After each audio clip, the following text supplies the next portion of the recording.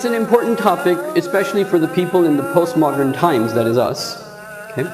There's a lot of misinformation about who is Mehdi, what he will do, what his significance is, and one of the drawbacks of this is that we put all our hopes on, one day, two people, Isa alayhi salatu wassalam and the Mehdi will come and they will save us from the miseries that the Muslim Ummah is in today.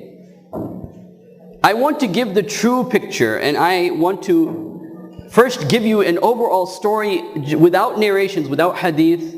I will go into the hadith. There's plenty of ahadith to go into, but I just want to give you an overall. When you look at all the ahadith about Mehdi, what is the picture that we get? And the second question I want to answer is, about which time is the Mehdi coming? When is he going to come? When can we expect these events to happen? And how much the world would have changed by that time is also a very key, important point.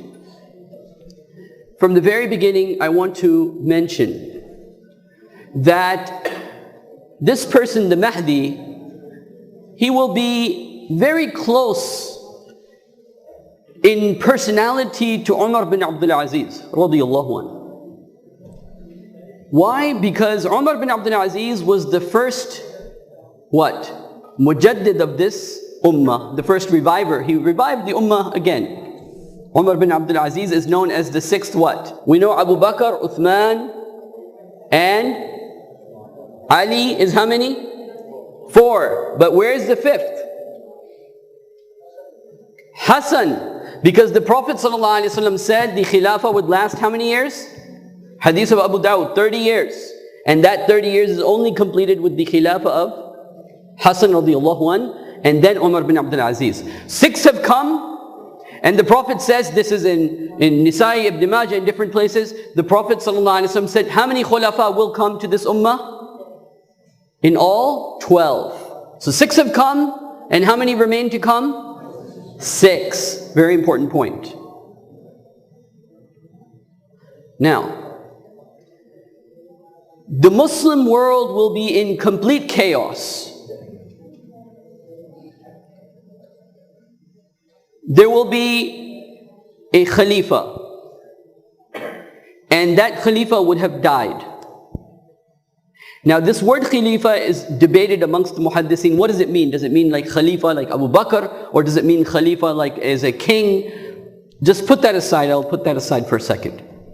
But the Muslim Ummah will be in a lot of trouble. And it seems like when you read the narrations, that this person, the Mehdi, will go to secure himself in safety, as will be doing all the Muslims of that time.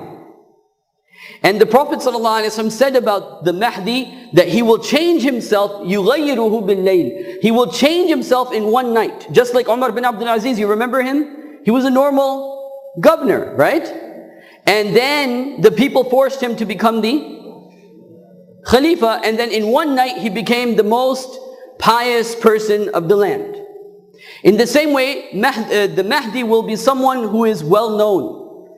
He will be part of loyalty, just like Umar bin Abdul Aziz, the first Mujaddid and the last Mujaddid of this ummah. They will have a lot of similarities, as you'll see. The reason the people will force the Mehdi, the bay'ah upon the Mehdi, will be because when they will see him, they will recognize him as a personality that was well known at that time. Just like Umar bin Abdul Aziz. So, just so you're clear, when they told Umar bin Abdul Aziz, you're the next Khalifa, he said, no, I can't be the next Khalifa, I'm sorry. Right? So you guys, you take your... But then the ulama that were there, they had an ijma'.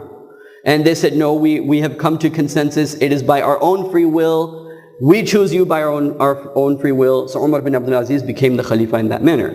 In other words, he had the Khilafah because when the Khalifa before died, he put his name in a letter. So he's the Khalifa. But he gave that Khilafah up. And then he let the people decide, and the people decided him to become the Khalifa. So he was a legitimate Khalifa by the will of the people. Right? And this is exactly the words the Prophet ﷺ has used.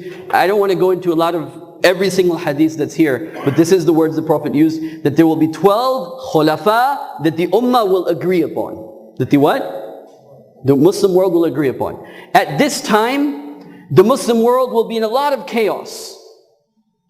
And one of the qualities of this time will be that the Roman Empire will have been re-established. Meaning, what we find happening through NATO today would have reached its climax. Not only would they have a common currency, but they would have a common religion. They would have taken over Turkey by this time. They would make Constantinople their center. You know, Constantinople used to be the center of the Roman Empire, right? And so they will re-establish Catholicism throughout Europe.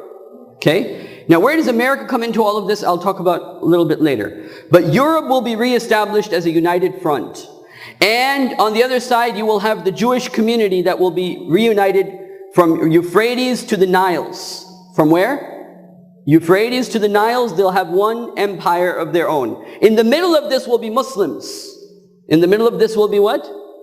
Muslims in disarray. It seems like there will be no borders, because the ahadith say that the people of Iraq will walk to Mecca to meet the Mehdi. And the people from Sham, Syria, will go and walk to the Mehdi to meet him. Okay? So now, the Mehdi will gather the Muslims after he's forced to become the Khalifa.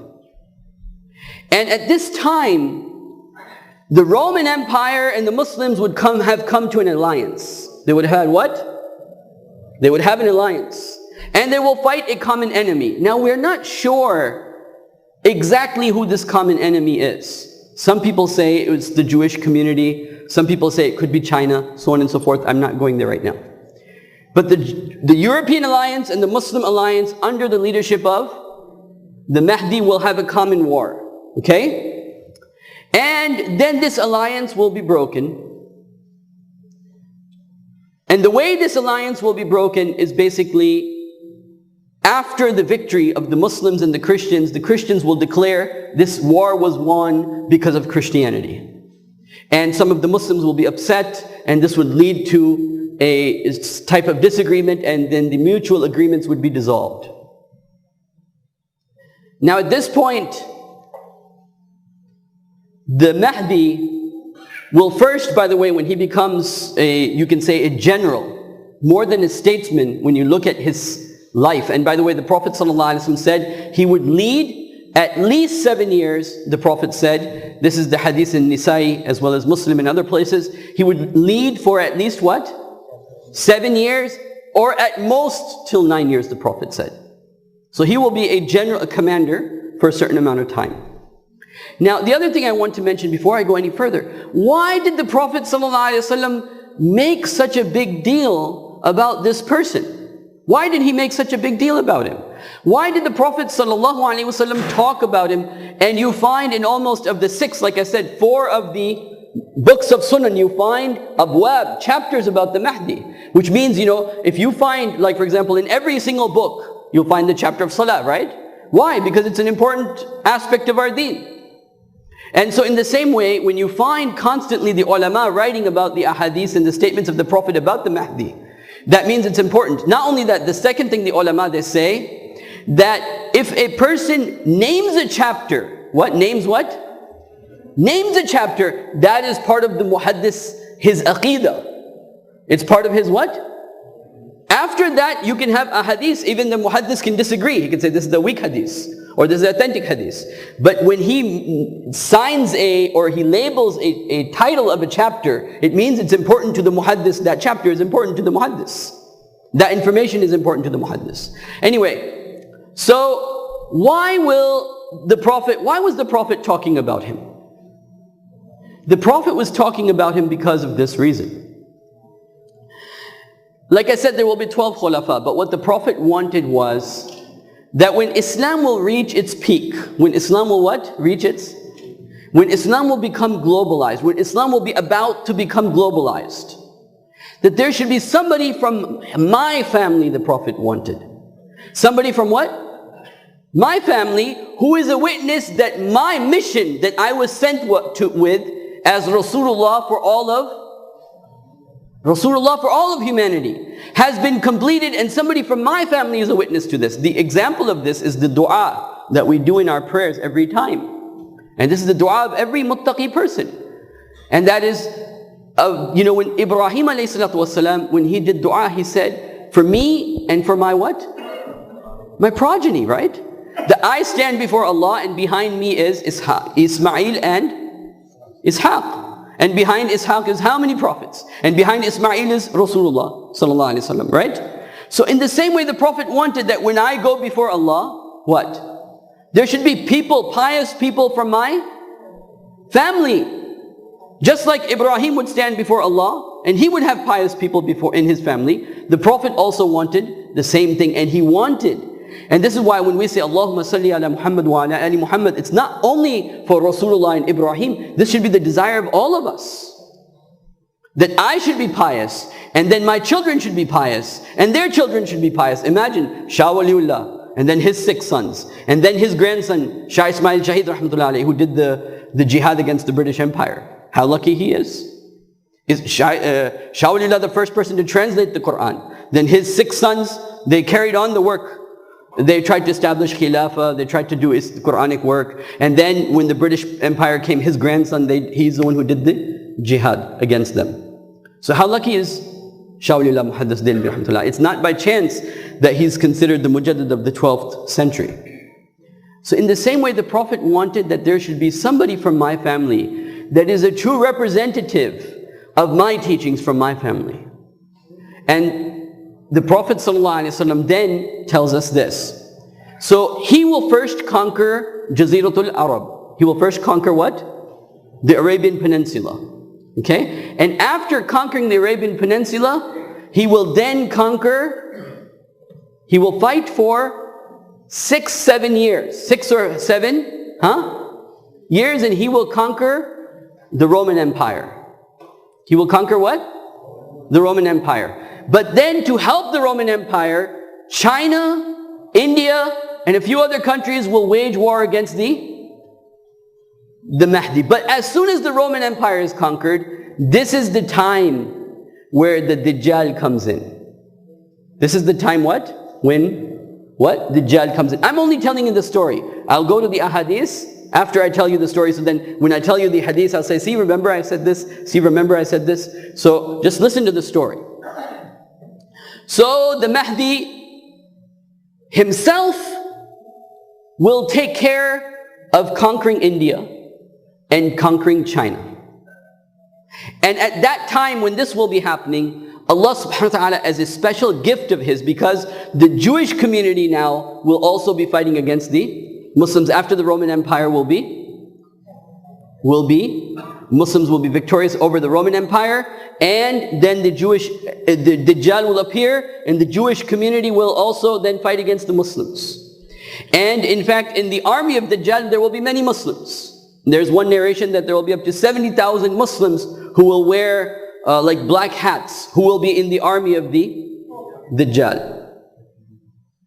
And so, Allah subhanahu wa ta'ala will bring Isa alayhi salatu wasalam down. Some narrations it says he comes down on a ladder, like a stairway. In another narration it says the angels, they bring him down. In one narration it says he wears a yellow cloth on top of him. In another narration it says he wears a red cloth on top of him. Either way. So he comes down, and Isa alayhi salatu wasalam and the people that are with Isa alayhi salatu wasalam, they will fight against the Jewish community. While Mehdi and his people, they are fighting against the India and China. Okay? But they will meet at a common place, which is today a reality. The Prophet ﷺ said there will be a place in Syria that will have tall white pillars. Will have tall white pillars. That is today known as the Umayyad Masjid, which was not built at the time of the Prophet. Today, if you look at the Umayyad Masjid, it has tall white pillars. And the Prophet said, sallallahu alaihi wasallam, that the army of Dajjal will come, and the Muslims will be inside the masjid, and it will be the Fajr prayer, and Isa alayhi salatu wasalam will come. The Mehdi will be about to lead the prayer, and then according to some narrations, Isa alayhi salatu wasalam leads the prayer. According to other narrations, the Isa alayhi salatu wasalam says, no, you are the Imam of the people, so I will pray behind you. So the Mehdi, he leads the prayer. The point being that here is where the Mehdi was getting ready to fight against the Jewish community, and he had people his troops taking care of India and China on the one side. And so the Mahdi will then start to focus, when Isa ﷺ comes, he will focus on China and India, and Isa ﷺ will focus on the Jewish community, because he was the prophet, right? Rasulun ila Bani Israel. He was the Rasul to these people. He was the messenger to these people. And the ahadith say that as soon as Dajjal sees Isa ﷺ, he will start to melt. And even though he would die just by melting, but just to be extra sure and to tell the people for sure he dies, Isa ﷺ will take his sword and kill him with this.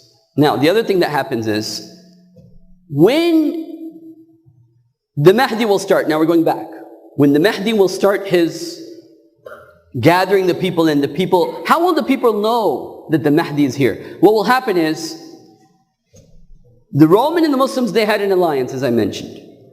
And when this alliance breaks, the Roman Empire will send an army to attack the army of... Keep this in mind, by the way. If there's anarchy, right, it's all chaos. In that chaos, there will be a person who will be, would have been before, in the days that there was order in society, would have been recognized as part of royalty. People will force him under allegiance. No, you have to take our allegiance. And he, in that chaos, will start to bring what? Order.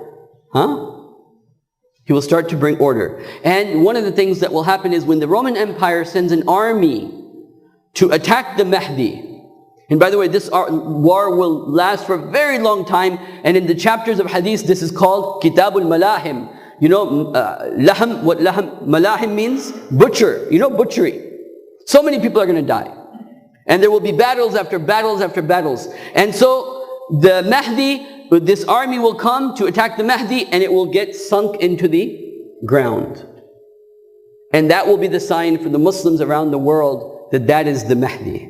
That is the one, that is the person who is organizing people in a proper way. And this is why the Prophet told us that when you see him, crawl to him if you have to. Crawl to him if you have to crawl to him to be with him. Now hold on, I'm not done. When the Muslims will see that, and there are some narrations, by the way, I want to mention some of the weaker narrations. What I'm about to tell you is to fit in the whole story. I'm going to give you some of the what? Weaker narrations. They're not that well authenticated, but they're there. There will be, when the covenant between the Christians and the Muslims will break, there will be some person in Africa who will stand up to help the Mahdi. He will join hands with Mahdi. He will probably be a Muslim. And he will have a fleet of huge ships, 40,000 ships, like warships, you can say. Because the ahadith uses the word safina. Safina is, fulk is a small ship. Safina is a large ship. He'll have 40,000 large ships to help the army of the Mahdi. The other thing that will happen is that the Muslims that will be in Kufa, the Muslims that will be in Khurasan, they will stand up to help the Mahdi. So this is why the Prophet ﷺ said, يَخْرُجُونَ مِنَ الْخُرَاسَاتِ رَايَأْتُ السُّودِ لِيُوَتِّئُوا سُلْطَانُهُ يَعْنِي مَهْدِي. So the people from Khurasan, where's Khurasan today? It's the part of Iran, Afghanistan, Pakistan, this area. People from that area will rise up in that, because the Muslim world would have been completely decimated. This has to be understood. And it will be so bad that forget about protecting your iman. The situation will be that you'll have to be worried about protecting your life. And the Prophet ﷺ says, in those times, the best thing to do is to break your sword and to be like the son of Adam who let his brother kill him, and to stay in the houses. And particularly, by the way, the fitna, this whole fitna will be most severe where? In which part of the world? Wailul lil Arab. The central place of this, you can say, Muslim Holocaust will be the Arab world.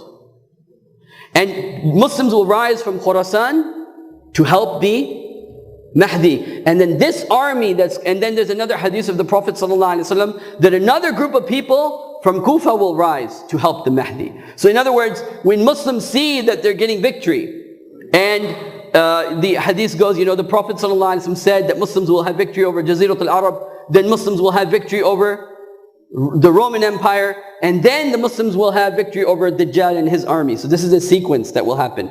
But the point I'm trying to make here is that when the Muslims fight against the Roman Empire, even India will start fighting against the Muslims. China will start fighting against the Muslims. And at that point, Muslims, pious Muslims who would have preserved their iman, even though Muslims would have been scattered, pious Muslims would be what?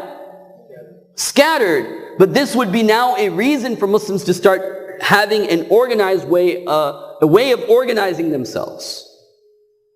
Now let me just mention here that the Mehdi, he, like I said, he will be ruling for how long? 7, the Prophet said, 2, 9. There are other narrations, by the way. There's one narration that says 5 years. And there's one narration that says 6 years. So there's you see the point, right? And just like Umar bin Abdul Aziz ruled for a very short time. Okay? The Mahdi will also be in the scene. If you read the ahadith of the Mahdi, he's basically in the scene as far as the wars are concerned. But after the wars, you don't see the mention of his names. You see the mention of the name of Isa alayhi salatu wasalam.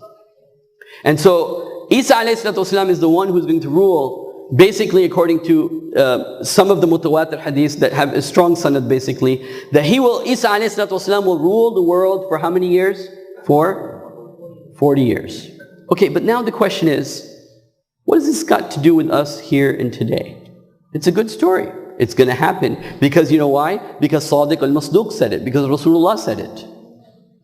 Why is it important for me to know this? Why is it important for you to know this? Why is it important for us to know this in Laylatul Qadr? The reason, number one, is that you have to understand that the rise of Islam will initially not happen in the hands of the Mahdi. The rise of Islam will initially what? Not happen in the hands of the Mahdi. The rise of Islam will initially happen by the Muslim Ummah itself. And when the Muslims will be in this peace that will last, they say up to 9 years, the narration say that the peace will last for 9 years. There will be Khilafah. And when this Khilafah will be in danger, when this what? Khilafah will be in danger. The rise of Islam will be in danger. And on one side, on the other side, the power structures would be changing. And so when this Khilafah would be in danger, at that time, this person who has a similar name to the Prophet Muhammad bin Abdullah will rise. The chaos will throw a personality. Just like Dajjal. Dajjal will be somebody that there's this chaos, that chaos will throw up a personality. And so I want to mention some of the ahadiths now. Now listen carefully. This may be a little bit dry for me to read Arabic and translate, but if you want to understand the subject and understand what I'm saying, then you have to, I'm not going to go through all the ahadiths. I will read this hadith to you. قال رسول الله صلى الله عليه وسلم فيقتل عند الكنز ثلاث كلهم من ابن الخليف ثم لا يصيرون إلى واحد منهم. So the Prophet ﷺ says, there will be 3 sons of the what? Khalifa. And there will be a treasure that will be revealed. And I'm not going into that treasure that will be in Iraq. Okay? And this is why the Prophet said, Iraq, by the way, if you read Muslim history, always the problems of the Muslim Ummah always came from Iraq. And this is why the Prophet says, this is where the horns of shaitan are. Even in the modern times, and even in the pre-modern times, when you look at all the different wrong aqidas, like, the Mu'tazilites and the Jabariya and the Qadariyya and so on and so forth, and the different schools of thought that have kind of deviated from Islam, this is like a central place. And even today, with everything that's happening, it's this situation in Iraq that's going to perpetuate as the West fails to maintain order, right? This same situation will perpetuate throughout the Muslim world. And we'll make it, and I'll come to that inshallah if Allah wills. What I would like to do right now is I want to read to you some traditions of the Prophet ﷺ regarding this issue. So this is in the Sunan of Abi Dawud radiyallahu anhu. He says in the Kitab al-Mahdi, لا يزولون هذا الدين قائما حتى يكون عليكم 12 خليفة. This ummah will not come to an end until there are 12 khalifa upon you. Okay, كلهم تجتمع عليه أمة. All of them will have the ijma, the consensus, the love of the what? The people will love them. The people will want them to be their khalifas. كلهم تجتمع عليه أمة. And then the Prophet ﷺ said, سمعت رسول الله صلى الله عليه وسلم يقول لا يزال هذه الدين عزيزا إلى 12 خليفة. The same thing. Let me just go to the next one. Okay, this is the one that I wanted to mention. عن أم سلمة زوجة النبي صلى الله عليه وسلم أن النبي صلى الله عليه وسلم قال يكون اختلاف عند الموت الخليفة. There will be a difference of opinion at the death of a khalifa. Okay? فيخرج رجل من أهل المدينة حاربا إلى مكة. And for this reason, there will be a man who is the Mehdi. He will run for safety from Medina and he will go to Makkah. And by the way, there are some narrations that say the first people to give allegiance to the Mehdi will be 7 of the ulama of Makkah. There will be 7 ulama. There will be 7 scholars. They'll give their allegiance. They'll say, well, you know, you're a well-known person. You can lead us. You're a familiar face for the Muslims. You can lead us, and they will give allegiance to him. And when those 7 scholars give allegiance, the rest of the people will have given allegiance. By the way, at this time, Makkah would be in shambles. Hajj would have stopped. Okay? And also, then when this group comes together, then they will start to organize themselves. And then let me read the rest of the hadith. فَيَخْرُجُ then they say حارب إلى مكة. He will go to Makkah seeking security. فيأتي أناس من أهل المكة. So the people of Makkah will come to him. فيخرجونه وهو كاره. And they will pull him out from wherever he's trying to hide. And he will dislike this. وهو كاره. He'll say, no, I don't want to be your leader. Just leave me alone. وهو كاره. And then فيبايعونه بين الركن والمقام. So they will give him the allegiance that, look, you're our leader, take us as your leader, we give allegiance to you, we'll do whatever you say. You know where Maqam of Ibrahim is and the Rukn? Between that place, they give the allegiance to him in front of the Kaaba. Like I said, but the Kaaba, the Makkah as it is today, will be in total shambles. Saudi Arabia as it exists, Saudi Arabia will no longer have been existing at that time. And one of the proofs of that is that you'll see, as I'll read this hadith, and then the Prophet says, فيبايعونه بين الركن والمقام يبعث عليه بعث من الشام. So people from Syria will come to him. Now if it was the modern times, if people try to go from Syria to Saudi Arabia, can it happen? You can't do it without iqama, right? The visa. You need the visa. But the situation there will be people from Iraq will come, the people from Syria will come to join hands with the Mehdi. Okay? This is information that we already know. Most of us already know. The Prophet ﷺ said, سَيَخْرُجُونَ مِنَ الصُّلْبِ رَجُلٌ يُسَمَّ بِإِسْمِي بَيْنَكُمْ. Soon there will be a man that will come from my sulb, my lineage, who will rule with all of you with justice.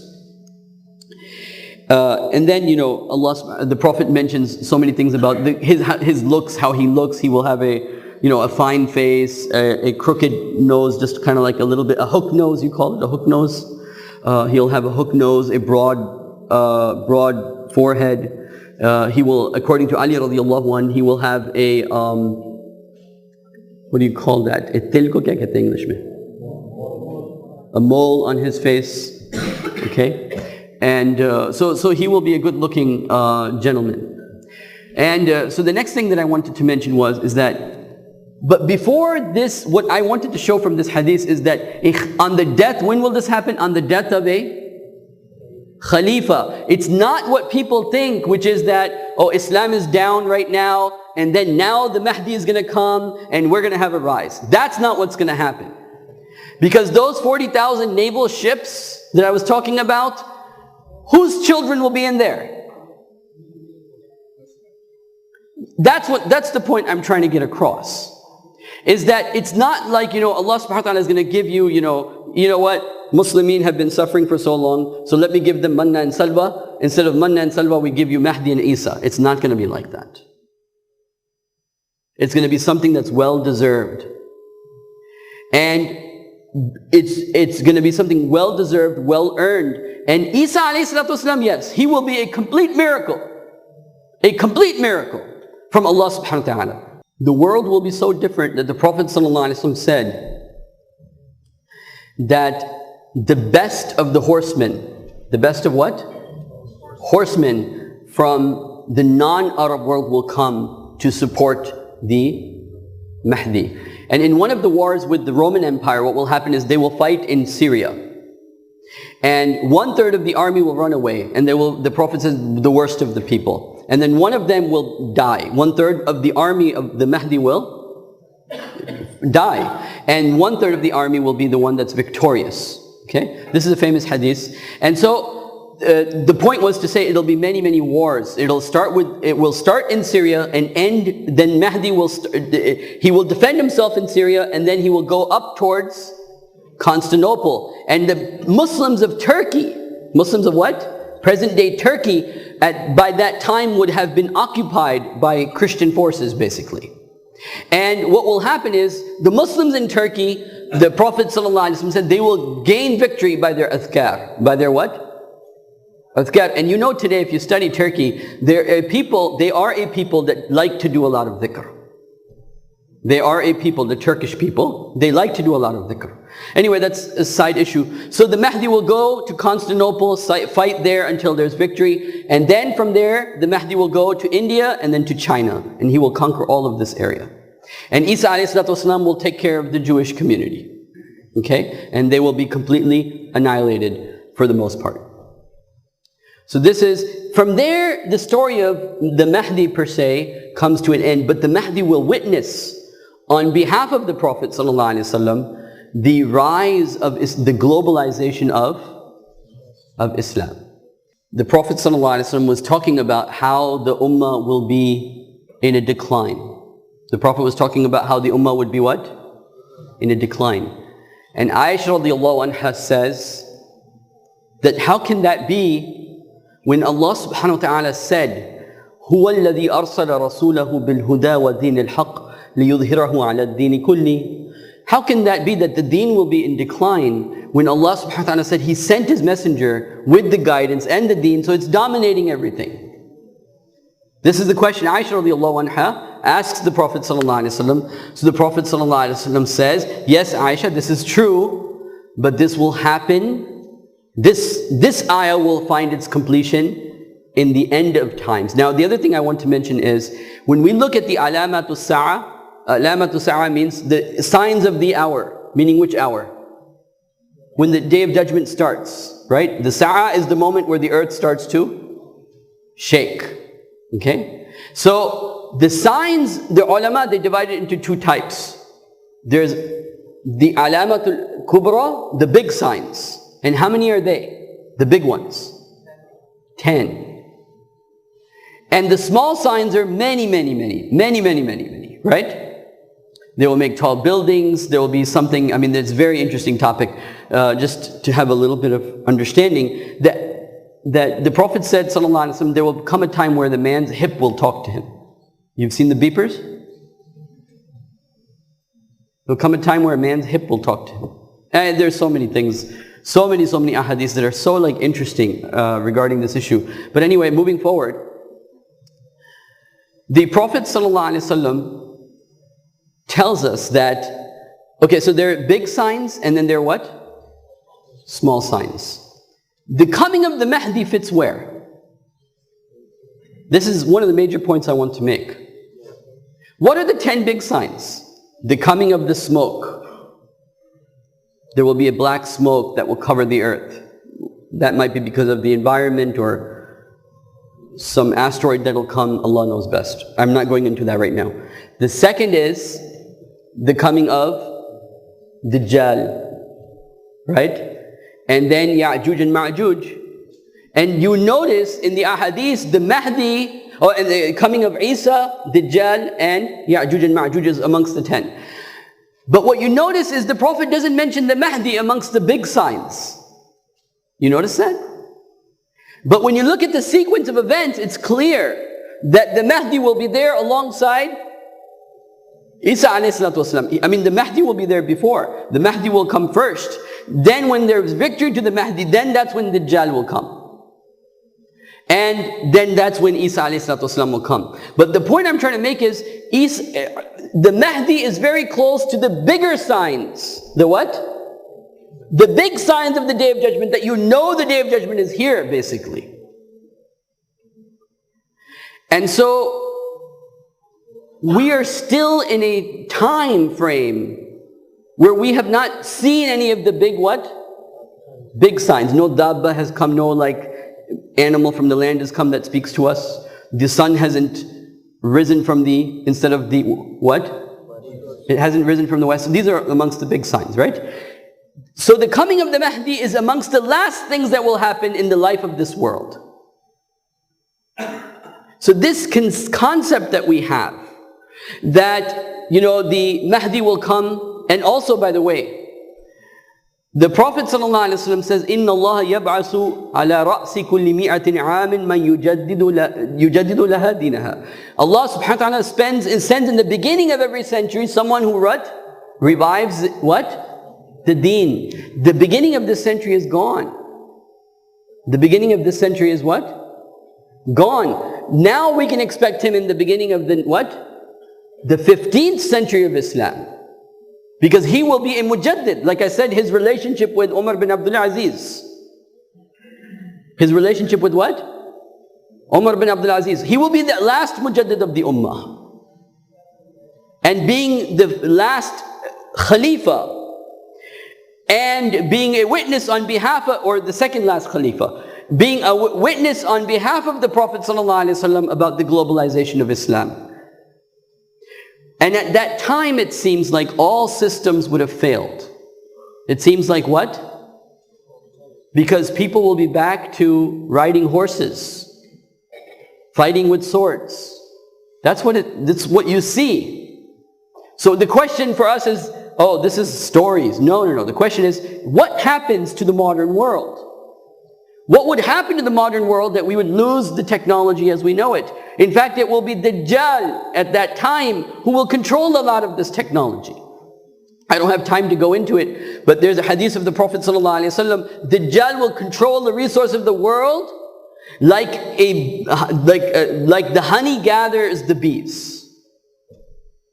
All the resources will be under his fingertips. He will have technology, science of the modern times, plus magic. Highest level of magic and highest level of technology on his side. And on the Muslim and the rest of the world will be without that technology. And so, what will happen to the world, that the world will be so different in another very important way, which is that everyone will go back to their religion. Secularism will be no longer seen. The Roman Empire will become very Christian. The Jewish people will become very Jewish. Right? The Hindu people will probably become very Hindu. This is the trend, the things are going. We already find, even in today's times, that fundamentalism is on the rise in all religions. Whether it's Hindu fundamentalism or Jewish fundamentalism or Muslim fundamentalism, we're all going back to our roots as human beings. And so we find a world, when we read the ahadith of the Prophet ﷺ, we find a world that has gone back to its roots. Not only does it go back to its roots, it goes back to its old empires. The Roman Empire. The empire of Dawud alayhi salatu wasalam is what the Jewish people want to build. The temple of, the Temple Mount. That has all to do with, in fact, it's the Star of David. It's the two blue lines. That's the Euphrates and the Niles with the Star of David in the middle. Defining what is their territory. India wants Pakistan and all of its old territories back. What would be, what they call Mahabharat. Mahabharat. Did I say it wrong? Okay. Whatever he said. Okay. So India wants its old territory back, and it will probably get it. Pakistan may be, perhaps in the future years, as things break down in the world, maybe the economics, because look, one thing is very clear to me, at least for me. When Allah declares war against something, it can't last. It's very simple. And this system of riba, the system of what? Allah has declared war against it. فَأَذَنُوا بِحَرْبٍ مِّنَ اللَّهِ وَرَسُولِهِ. Know it that Allah has declared war against the system of interest. So therefore, it cannot last. And if the point is that this system of interest cannot last, where does that take the world? What position does that take the world? I was talking about, let me point out very quickly some differences between the modern times and the postmodern times. This will be very important in order for you to frame this. What is modern times and what characterizes modern times? Modern times is the time, one of the characteristics of the modern times is that the West is the center. What's the characteristic? What? The West is the center. So when you go back into colonialism, it's Italy, Dutch, British, Germany. These are the centers of the world. As you move into the postmodern world, you find Japan and China and India. You find these countries also becoming part of the hierarchy of things. You see what I'm trying to say? So one thing that's happening already is that the things are moving away from the West. The things are already moving what? Away from the West, and the centralization of Western power is moving out. What's another thing that's happening is, we talk about a lot in America about outsourcing, for example. We outsource our work overseas. But that means that the talent that they used to have here is now being taught in China, or there's a factory in Malaysia where they make shoes, for example. Now they know how to make the shoes. So the Muslims learned the art and the trade of manufacturing that once they knew over here, right? And in the same way, the other thing that's very different now is that the media can no longer be really controlled as it was one time. So for example, everybody had to watch the same channels. There was no choice. But now with the internet, now with the iPods, now with, live streaming and all sorts of outlets of media, people are watching and getting their news less and less from TV and more from other outlets like internet and iPods and so on and so forth. This changes the war of propaganda. And so what I'm trying to say is that something is going to happen to the nation-state environment that we live in today. They're going to miserably fail. In Iraq, they'll fail because they didn't give it order, therefore they left it, therefore they were in that misery that they were before the coming of the Mehdi. Get what I'm trying to say? And so the modern settings will collapse. And somehow technology, which is a very simple thing, if you no longer have money to drill oil, all technology goes away. If Saudi Arabia, if Mecca is broken, right? If Mecca is what? Broken, in Arabia, there's no more Hajj. What question of oil is there? And plus, the oil can only be to a certain amount. It's not there forever, right? There can only be X amount of oil. Oil is not they would like to think it is, but it's not the water of Zamzam. Oil will come to an end at some point. And they're already saying maybe 30 years. So if we're looking at the Mahdi coming, now I'll give you the reasons for this. If we're looking at the age of the Ummah, by the way, this is a very important part of this. Looking at the age of what? The Ummah. This Ummah, its age is how much? How long is this Ummah going to survive? No, I mean how long? From Rasulullah till the Day of Judgment, how much time will there be approximately, give and take? Who knows? There's a hadith in Sahih Bukhari. The Prophet ﷺ said, the time of Bani Israel was like the time from Dhuhr to Asr. And the time of my Ummah is like the time from Asr to Maghrib. A little bit less. This is why you find in another hadith of the Prophet ﷺ, the Prophet prayed for Allah because Bani Israel had 2 days. That means how many in Allah's 2 days is 2,000 years. So from Musa to Isa is how many? That is the ummah of Bani Israel, 2,000 years. And they are our twin, what? Ummah. They are our sister ummah. And so their age, the age of the ummah of Bani Israel is a very important age for us to see our age. So Rasulullah did a dua to Allah subhanahu wa ta'ala. This is also in Sahih Bukhari. The Prophet sallallahu alaihi wasallam said to Allah subhanahu wa ta'ala in a dua, "Oh Allah, give my ummah at least a half a day more." Meaning the first day plus half. That's around 1,500. It could be 500, 600, 700, but around that time. Okay? So the age of the ummah is 1,500, 1,600 years old. And so when we're looking at these events, we also find, therefore, the events will now begin to, as time goes by in the next 50, 60 years, there is going to be, and by the way, there's a hadith of the Prophet ﷺ about the Mehdi, and this is a weak narration, but the narration is strong in the sense it makes sense. Meaning the narration is what? No, the narration is weak, but it's logical. It's going to be true even if the hadith is weak, because that's just what a righteous person would do. And that is, the Prophet said ﷺ that the Mahdi, when he establishes his government first in Jaziratul Arab, right? And that means that Hajj will come back. Okay? When he establishes Islam in Jaziratul Arab, one of the things he will do is he will convince the neighboring countries. Convince what? The neighboring countries to the authenticity and the truth of Islam.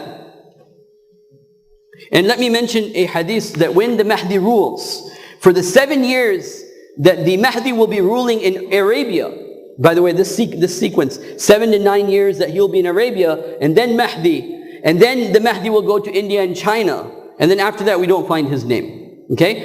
During this time that he's in Arabia, you find this hadith, the Prophet ﷺ said,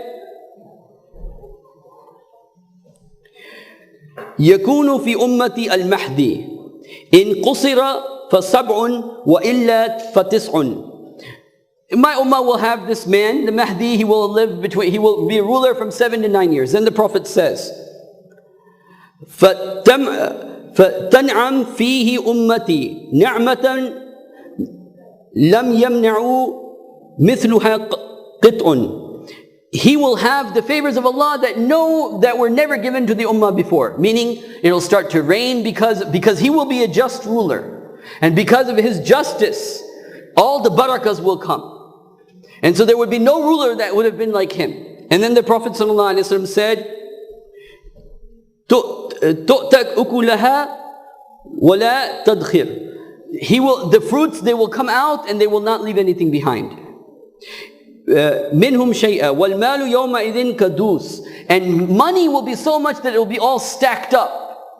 It'll all be stacked up, and people will come to the Mahdi and say, "Tu'tini, give it to me, give me this money that you have." فَيَقُولُ خُذْ. He'll say, just take as much as you want and go. So this will be the condition in Arabia. People will come to the Mahdi and say, give, and he'll give them. You know what Brother Hamid was talking about? It's not just, it's about how we make life better here. And you know, this makes sense because the Prophet said, Al-faqru yukadul kufr. When people are starving, you can't think about what? You can't think about it. Starvation comes in the way of the deen.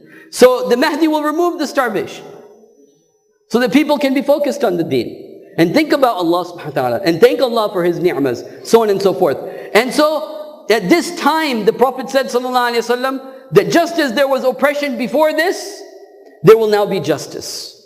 In another narration, the Prophet ﷺ said that as he would, whatever he's able to carry in his cloth. By the way, if you want to know how different things will be, the initial people that will give allegiance to the Mahdi, they will be wearing an imama, the Sunnah style, which is not what is done in Saudi Arabia right now. By the way, they have that aqul and the red thing, right? But the Sunnah one, as you see some of the ulama sometimes wear it, that's what those people that will give allegiance to him will be wearing. This is another very important hadith of the Prophet ﷺ. Let me get into the boring stuff so we can come to an end, inshallah. قال رسول الله صلى الله عليه وسلم يخرج أناس من المشرق. People will come from the east. يوطرون المهدي يعني سلطانه. People from the east will pave the way for the Mahdi. That when India will attack the Mahdi's army and China will attack the Mahdi's army, it will be people in this area of Khurasan, in another hadith, the area of Kufa, where Muslims will rise up, and the best of the horse riders will come from this area. And I've actually seen YouTube videos of kids in Afghanistan today. They're like the best horse riders. There was some documentary I saw about this. Little kids, 7-year-old kids, running horses better than a trained jockey could. Okay, now this is a hadith that I want to mention that had a lot to do with what I was talking about. The Prophet ﷺ said,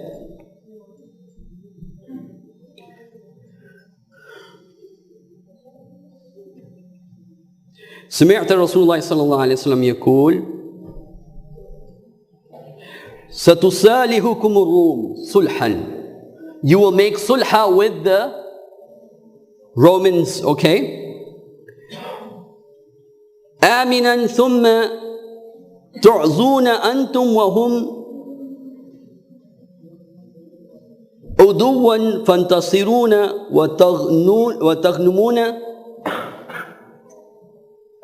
And then you will fight with them, and you will get the spoils of war with them, and you will get victory with them. Then the Prophet ﷺ says, now I'll just mention this because it's hard for me to read here. The Prophet says, ﷺ, then one man from the Christian people, the Roman Empire won, the Muslims won, they had a common enemy, we don't know who this is. Some people say it's the Jewish people, and this is the reason. That when the Muslims will win this war and the Christians will win this war, a joint, what? Defense. So,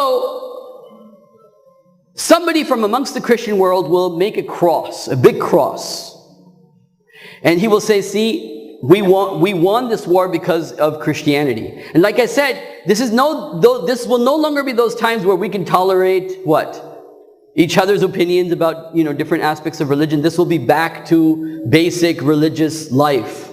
And so when the Muslims will see that the Roman Empire is saying that they get the credit because the Romans won, this will make the Muslims what? Upset. So one Muslim will do something wrong. He will go and he'll break that cross, which was a wrong thing to do. But the reaction, the Prophet said, ﷺ, because of this wrong thing that this Muslim person will do, the reaction that they'll have will be one of treachery and tyranny. And so therefore there will be a 7-year, 8-year war after that the Muslims will fight with the Romans. And in the end, the Roman people, they will win. This is the hadith that I was mentioning. قال رسول الله صلى الله عليه وسلم إذا وقعت ملاهم. When the third, by the way, Kitab al-Malahim, many of the modern ulama, they say this is World War III, basically, what we're discussing. This is World War what? World War III is what we're discussing. So, إذا وقعت الملاهم بعث الله بعثا من الموالي هم أكرم العرب أكرم العرب فرسا وأجود سلاحا يومئذ ويؤيد الله بدينهم. So there will be these people that will come, that will not be Arabs, that will be better horse riders, and they will have better weapons. They will have what? Better weapons, and Allah subhanahu wa ta'ala will support the deen by them. And so they'll join the army of the Mahdi.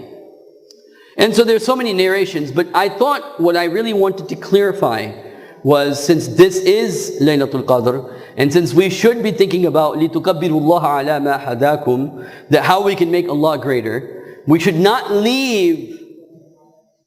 This ummah gets no manna and salwa. This ummah gets what? No manna and salwa for this ummah. There's no, you will have to work your way up in this ummah. It's very clear. Yeah, we have to take our own responsibilities. Then the events, they will throw up a personality. That will happen automatically by nature. But the Muslims, they would have been prepared for that to happen. If today the Mahdi comes, How many people would support him anyway? So the point I'm trying to say is not even that. The point I'm trying to say is that the Mahdi is not going to come as a savior, as a free ticket to us. Nor is Isa alayhi salatu wasalam coming as a free ticket to us. We have to work our way up, because the Mahdi will not be alone. He will have people that will what? Support him. An army of 40,000 naval ships, whose children will be in there. Inshallah, some of ours, yes. That's the point I'm trying to make. Is that if the Mahdi comes, we wouldn't be able to support him today anyway. The Mahdi is he's going to be in an army. You know, Ali radiallahu anh was asked by somebody once, why are you such a bad ruler? Okay, because there was disputes happening. Why are you such a bad ruler? He said, well, because Abu Bakr and Umar had people like me under him, and I have people like you under me. So the point I'm trying to make here is that the Mahdi is the Mahdi, of course, but what will make the Mahdi Mahdi is greatly has to do with the people that will be what? That will be with him, that will support him to death. What we have to do is we have to know, this is the point that I definitely will say, is we can never compromise our Islam, no matter what happens. Never compromise Islam, no matter what happens. And in the end, the glorious days will come back. And so, this is the story of the Mahdi, and I didn't want to go through all the narrations, and I think I'll just leave it here. أقول قولي هذا أستغفر الله لي ولكم ولسائر المسلمين والمسلمات.